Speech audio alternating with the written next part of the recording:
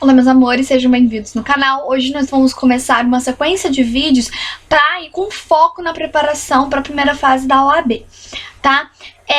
No vídeo de hoje nós vamos tratar sobre IED, Introdução ao Estudo do Direito, que tem aí como foco, como base, né, a LINDB, que é a Lei de Introdução às Normas do Direito Brasileiro, que é o Decreto-Lei número 4.657 de 1942. Gente, nesse primeiro vídeo nós vamos começar falando sobre a norma. O que é uma norma? A norma, gente, é um preceito que traz uma conduta. A norma, ela descreve uma conduta, tá? E aquela conduta deve ser respeitada, deve ser seguida pelos cidadãos, pelas pessoas, por todo mundo. E o que acontece? Se você tem uma atuação diversa, sua conduta é incompatível, é diferente da conduta que a norma traz, você vai estar violando aquela norma e aí com isso vai surgir a sanção estatal, a aplicação de uma sanção pelo Estado, uma imposição de uma sanção pelo Estado de forma coercitiva. A partir do momento que a gente tem essa aplicação de uma sanção estatal, uma sanção pelo Estado, aquela norma que era classificada como norma apenas, ela passa a ser chamada de norma jurídica. Então veja bem, nós temos uma norma que é o quê? É a descrição de uma conduta. Se a conduta é cumprida, beleza, tudo bem. Se a conduta é descumprida, aquela pessoa pode sofrer uma sanção aplicada pelo Estado. A partir do momento que nós temos uma sanção aplicada pelo Estado, aquela norma passa a ser chamada de norma jurídica, beleza? Então, olha só, vamos ver qual que é a diferença entre norma jurídica e norma moral. A diferença entre norma jurídica e norma moral reside nessa atuação estatal, nessa aplicação de uma sanção pelo Estado. Porque você não pode aplicar uma sanção, o Estado não pode aplicar uma sanção para uma pessoa que descumpriu uma norma moral. Tá? Eu não posso dizer que, se eu descumprir uma norma moral, não vou ter uma sanção. Pode até ter, mas a sanção que é aplicada, às vezes, no descumprimento de uma norma moral, é uma sanção aplicada pela sociedade, de cunho mesmo social, moral mesmo. Já na norma jurídica, não. Se eu descumpro uma norma jurídica, eu vou sofrer uma sanção estatal. Então, a diferença entre norma jurídica e norma penal reside na atuação do Estado, né, quando alguém descumpre com aquela norma. Tá bem? Gente, cabe ressaltar aqui que as normas jurídicas, elas têm duas origens. A vontade do Estado ou a vontade das partes. Como assim? A vontade do Estado é quando a gente tem uma norma estatal, né? O Estado você tem uma lei, né? O Estado proferiu uma lei. Você tem uma norma estatal. Já da vontade das partes é quando a gente tem uma convenção. Já ouviu falar a expressão, o contrato faz... o acordo faz... o contrato faz leis entre as partes? É justamente isso, tá? Porque as partes convencionaram, as partes entraram em um acordo e disseram, olha, vai acontecer isso, isso e isso, tá? Então o negócio jurídico, o contrato, a convenção entre as partes é uma origem de uma norma, de uma norma jurídica. Tá? Então, a norma jurídica, ela tem aí duas formas de nascer, né? Duas origens. Pelo Estado, que temos a norma estatal, ou pela vontade das partes, tá? Onde nós temos aí a convenção, o acordo, né? O contrato, o negócio jurídico, tá bem? Vamos ver agora o que é direito objetivo e direito subjetivo. Gente, o direito objetivo é a junção de todas as normas jurídicas que, quando transgredidas, quando não observada pelas pessoas, serão passíveis de aplicação de uma sanção pelo Estado. Então, o direito objetivo é a junção das normas jurídicas que, quando não observada pelas pessoas, ensejará na aplicação de uma sanção estatal. Veja bem, não podemos confundir direito objetivo com ordenamento jurídico, tá? O ordenamento jurídico, ele é mais restrito do que o direito objetivo. O direito objetivo, inclusive, abrange o ordenamento jurídico. Como assim? O ordenamento jurídico, quando a gente fala a expressão ordenamento jurídico, a gente está querendo fazer referência a todas aquelas normas que são positivadas no nosso ordenamento jurídico, que são normas positivadas pelo Estado. Tá? Então, olha só, norma jurídica, desculpa, direito objetivo é diferente de ordenamento jurídico. O ordenamento jurídico é restrito, abrange apenas as normas positivadas pelo Estado. Já o direito objetivo não, você tem, como a gente viu, a questão da vontade das partes, das convenções, dos acordos, dos contratos e dos negócios jurídicos. Então, o direito objetivo, ele é mais amplo e abrange, inclusive, tá, o direito, abrange inclusive o ordenamento jurídico, tá bem? Bom, vamos falar agora do direito subjetivo. Então, gente, o direito subjetivo é a concessão às pessoas, né, de uma liberdade de agir, né? Ou seja, ela vai escolher agir de acordo com a sua vontade para buscar satisfação do seu interesse. Só que assim, o direito subjetivo, ele concede às pessoas uma liberdade de agir, né? Só que essa liberdade de agir, ela vem com uma limitação, tá? Então, olha só, o direito subjetivo, ele é uma faculdade no atuar, ou seja, você tem uma liberdade para atuar, como você vai atuar, se você quer, se você não quer, mas essa sua liberdade é limitada pelo Estado. Um exemplo é a questão de comprar, né, de se tornar proprietário de uma casa, de um imóvel. Você pode ou não se tornar proprietário de uma casa. É uma faculdade sua, é um direito subjetivo que você vai exercer. O Estado não te obriga a comprar uma casa, a ser proprietário de uma casa. Se você quiser viver a vida toda de aluguel, tudo bem, o problema é seu. Então, o que você tem ali é um direito subjetivo, onde você escolhe se quer ou não exercer, se quer ou não atuar, tá? Só que se você escolher ser proprietário de uma casa, se você escolher adquirir uma casa, você vai ter uma limitação estatal. Que limitação estatal vai ser essa? Você vai ter que cumprir com a função social daquela propriedade, tá? Então, veja bem, você teve a liberdade de atuar em se tornar ou não proprietário de um imóvel, porém essa liberdade de atuação, ela vem limitada pela função social da propriedade, tá? Por exemplo, também, se você quer contratar um serviço, etc., celebrar um contrato, é um direito subjetivo seu, você não é obrigado a celebrar um contrato. Você exerce se você quiser, né? Você atua, você celebra um contrato se você quiser, indo em busca dos seus interesses, porém, você é limitado, a sua atuação é limitada pelo quê? Pela observância da boa-fé, né, da função social do contrato. Então, você tem uma liberdade, mas não é uma liberdade também irrestrita, né? Tem lá as suas limitações, tá bem? Mas é isso aí, o direito subjetivo é isso aí, tá? É uma faculdade cedida ao indivíduo, mas uma faculdade com limites estabelecidos pelo Estado, tá bem? Gente, ainda dentro aí do direito subjetivo, nós temos os elementos do direito subjetivo, que são 3. O sujeito, o objeto e a relação jurídica. São os elementos do direito subjetivo. Quando a gente fala aí de sujeito, nós estamos querendo dizer, né, estamos falando do titular daquele direito subjetivo, o dono daquele direito subjetivo. Não tem como eu falar em um direito sem titular. Assim, pode até ter, eventualmente, direitos que tenham um titular indeterminado de forma temporária. Por exemplo, a herança destinada a uma prole eventual, né, que é um concepturo, ou seja, um ser que ainda não tem vida, que ainda não nasceu, né? É um ser, na verdade, que nasceu não, né? Que nem foi concebido, na verdade, né? Que é a prole eventual. Então, olha só, a herança concedida a uma prole eventual é um direito subjetivo que tem um sujeito, mas um sujeito indeterminado, que tem um titular ainda indeterminado, que vai passar a ser determinado em um certo momento, mas que naquele momento é temporariamente indeterminado. Porém, é aquilo, tem sujeito, tá? Não tem como eu falar em um direito que não tenha sujeito, um direito que não tenha titular. Então, falar de sujeito é falar de titular, tá bem?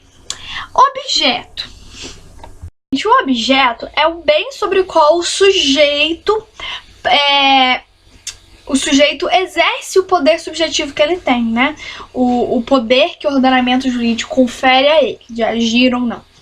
Tá? Então, olha só, não tem como a gente falar também em um direito sem um objeto. Todo direito tem um objeto. E esse objeto, ele pode ou não ser de cunho econômico, tá? Esse objeto, ele pode ou não ser de apreciação econômica. Se ele for de apreciação econômica, a gente fala que está diante de um direito patrimonial, tá? De um direito real, de um direito obrigacional, tá? Então, olha só. Se tem apreciação econômica, aquele objeto, a gente fala que se trata de um direito patrimonial. Se não tem apreciação econômica, a gente fala que se trata de um direito da personalidade, tá bem? Né? De um direito... direitos da personalidade mesmo. Gente, em via de regra, o ser humano, ele será apenas titular do direito, não objeto do direito. Só que, como por exemplo, nos casos dos bens da personalidade, né, os bens da personalidade do homem, do indivíduo, do ser humano, podem ser objetos de direito. Por exemplo, você tem uma seção de direito de imagem, né? A seção de direito de imagem é o quê? Tem como objeto o quê? O bem da personalidade ali do indivíduo, que é a imagem do indivíduo, a imagem do ser humano, tá? Então, sim, pode acontecer de os bens da personalidade do ser humano ser objeto de um direito. Apesar de, via de regra, o ser humano ser apenas sujeito e não objeto de um direito, tá bem? Por último, para fechar aí essa questão da norma, nós temos a relação jurídica, que é o último elemento, terceiro e último elemento da norma, tá?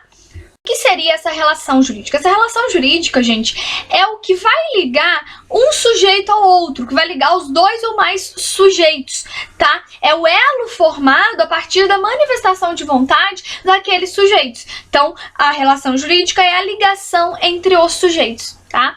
Para encerrar essa questão aí dos elementos da norma, encerrar mesmo essa questão da norma, uma observação importante, assim, não tão importante, mas interessante a se fazer, é que se a gente pegar a parte geral do Código Civil, nós vamos ver que a parte geral do Código Civil é dividida em 3 partes. E essas 3 partes são exatamente os elementos do direito subjetivo. A primeira parte está lá, das pessoas. O livro 1 do Código Civil vai falar das pessoas, ou seja, vai estar tratando do primeiro objeto que a gente viu ali, do primeiro elemento que a gente viu ali, que é o objeto sujeito, o elemento sujeito, tá? E o livro 2 da parte geral do Código Civil vai tratar dos bens, que é o segundo elemento da norma, que é o quê? Os bens, né? O objeto ali daquele direito. Já o livro 3 da parte geral do Código Civil vai tratar dos fatos jurídicos, que é o quê? O terceiro e último elemento que compõe a norma, que é a relação jurídica. Então, a parte geral do Código Civil é dividido em 3 livros, sendo cada um desses livros, tá? Cada um desses livros tratam de um dos elementos da norma. O primeiro vai tratar do sujeito, o segundo vai tratar do objeto e o terceiro vai tratar das relações jurídicas, tá bem? Agora vamos falar um pouquinho sobre a LINDB, né, que é a Lei de Introdução às Normas de Direito Brasileiro, que é o objeto, né, primordial de estudo daí do IED, da Introdução ao Estudo de Direito. Vamos lá. O que é a LINDB? O que é essa Lei de Introdução às Normas de Direito Brasileiro? Como o próprio nome fala, introduz as normas de direito brasileiro, ou seja, é uma lei que é aplicável a todos os ramos da ciência jurídica, a todos os ramos do nosso ordenamento jurídico, tá? E essa lei, a LINDB, ela tem como funções, Primeiro, regular a vigência e eficácia das normas jurídicas. O artigo 1º e 2º dessa lei vai estar falando pra gente da questão da vigência, quando a lei entra em vigor, a eficácia da lei, etc.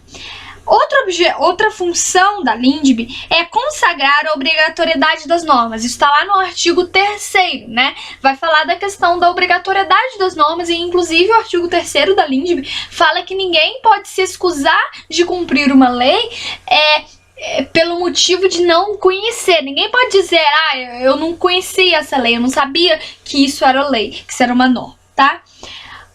Depois nós temos como outra função da LINDB, consolidar mecanismos de integração de normas quando houver lacunas. O artigo 4º vai falar, da LINDB, vai falar as maneiras que nós temos de integrar, ou seja, de tampar, de cobrir aquelas lacunas deixadas no nosso ordenamento jurídico. Ou seja, o que são as lacunas? São fatos do cotidiano que o ordenamento jurídico não foi capaz de abraçar, de abarcar, tá?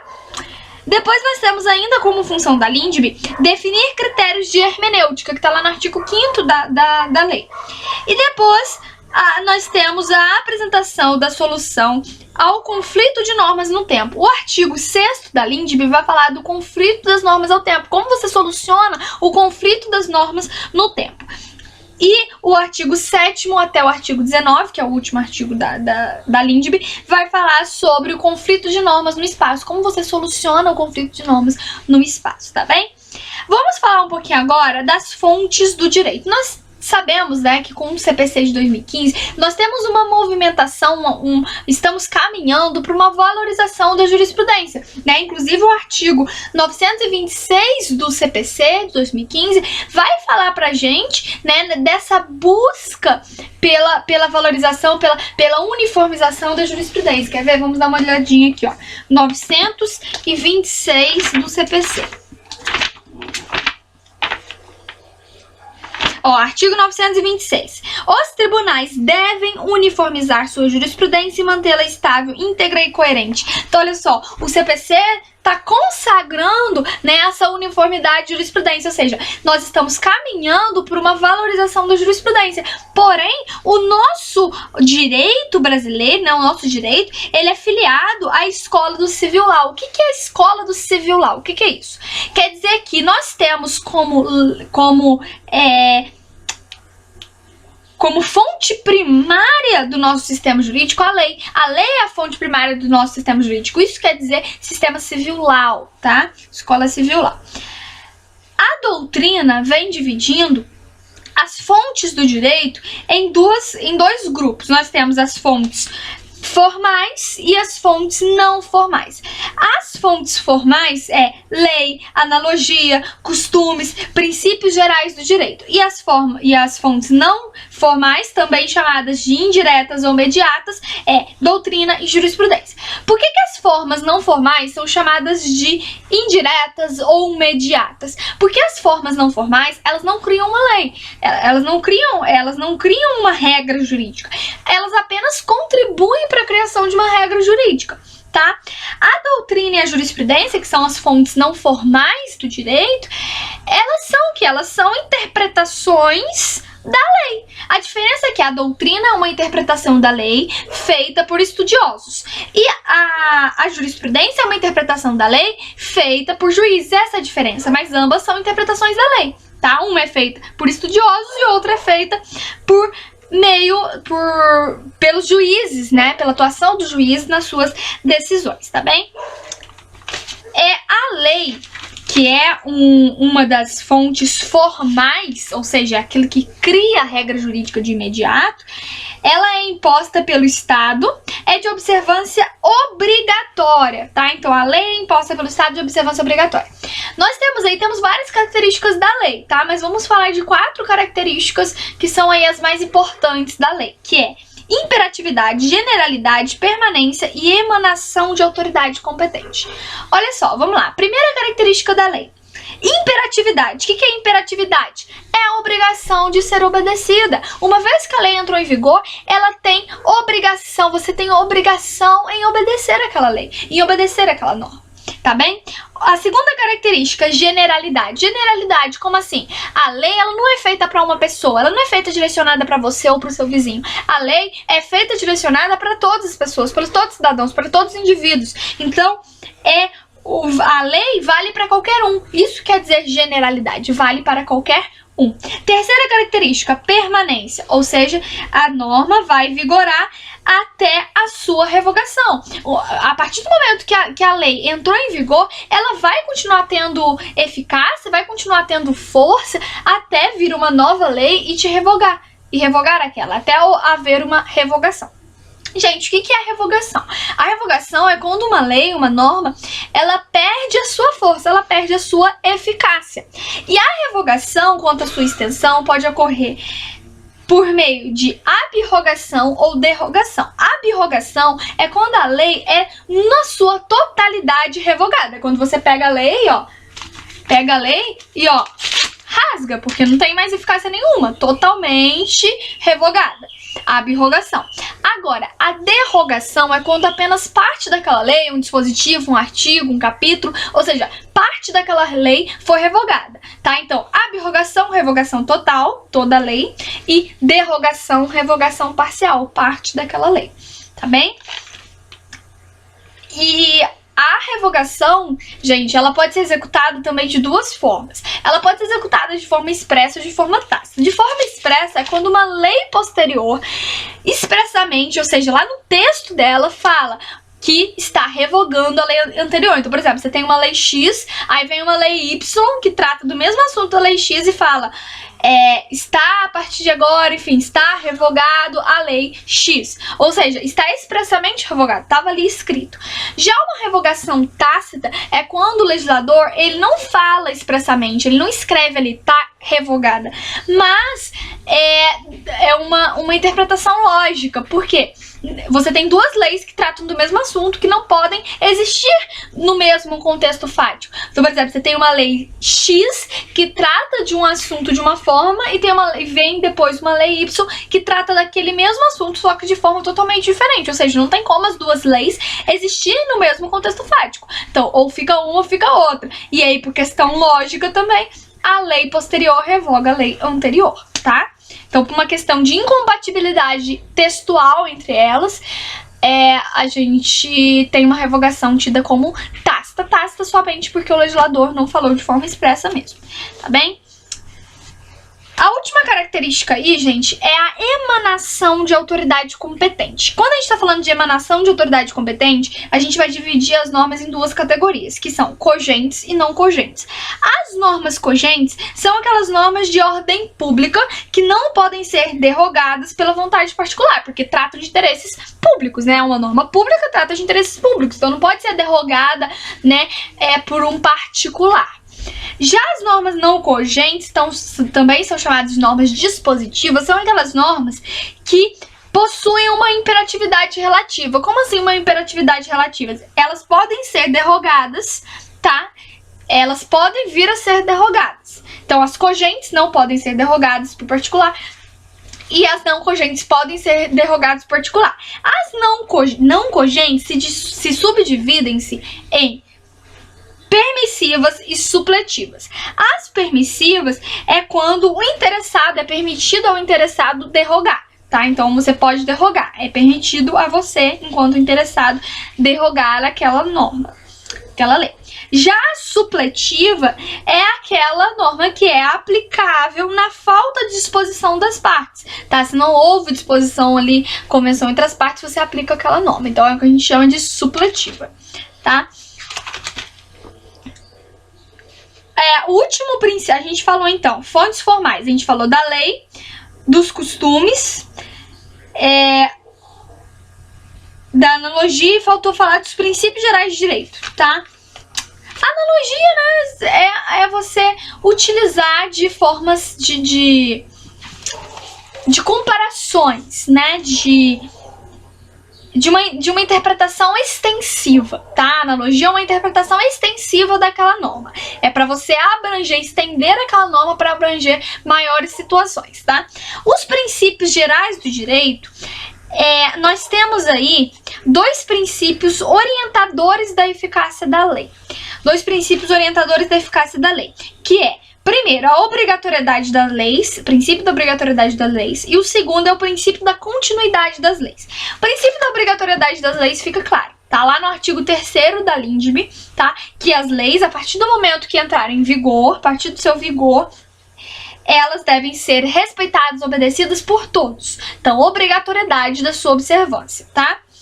E agora, quando a norma entra em vigor? Gente, o artigo 1º caput da LINDB vai falar pra gente que a lei, salvo disposição em contrário, vai entrar em vigor 45 dias após sua publicação. Então, você tem a publicação, 45 dias depois da publicação, ela entra em vigor.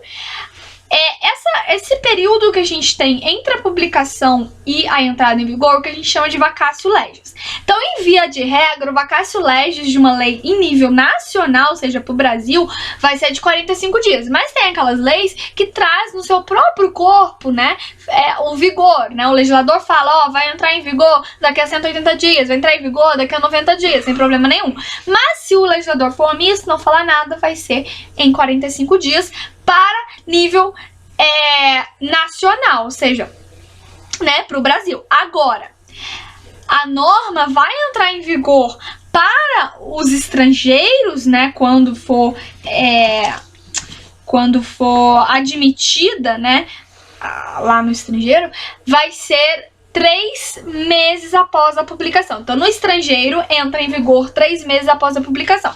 Isso tá no artigo 1º, parágrafo 1º da LINDB, tá? E como conta o prazo da vacatio legis? O prazo da vacatio legis é contado incluindo a data da publicação e incluindo o último dia do prazo. Então, vai entrar em vigor no dia subsequente ao último dia do prazo, tá bem?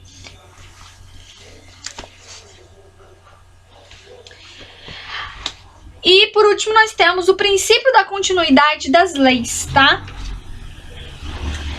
O princípio da continuidade das leis eu até acabei estendendo, acabei até falando um pouco dele já, então não tem muito mais o que falar.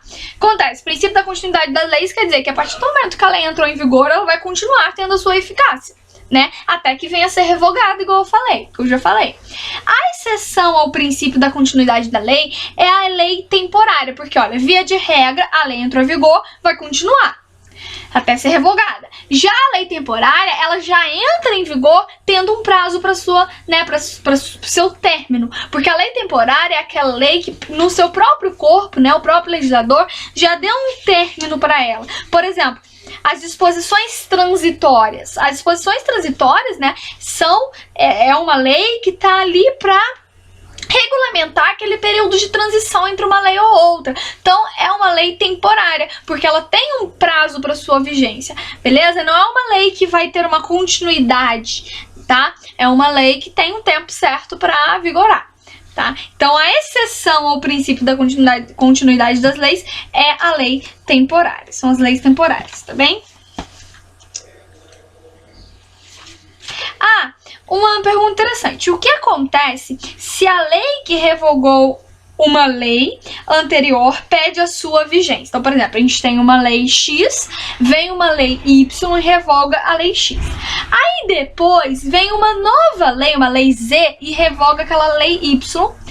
O que vai acontecer? A lei X estava lá no início e vai voltar a ter o seu vigor? Não, não vai. Por quê? O que acontece? No nosso ordenamento jurídico, nós não utilizamos o fenômeno da repristinação. O que é repristinação, na verdade? Não, desculpa, é repristinação.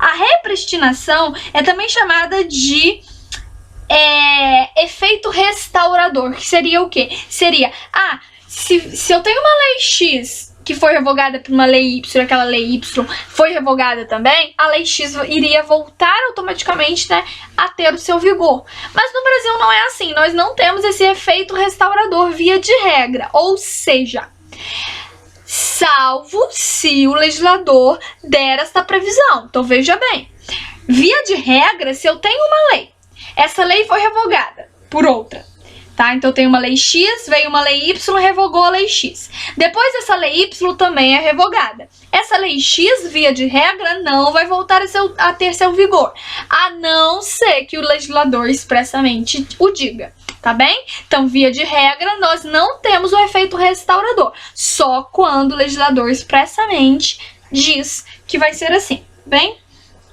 E isso tá lá no artigo 2º, parágrafo 3º da LINDB, tá? Parece meio confuso explicando assim, seria melhor se tivesse um quadro, né? Mas assim, não é difícil não. Depois vocês dão uma lida lá no artigo 2º, parágrafo 3º da LINDB, que vocês vão entender, tá bem? Gente, eu achei que ia dar pra falar da introdução ao estudo de direito em um vídeo só, mas eu também não quero que fique um vídeo muito fácil, então eu vou dividir em 2, tá?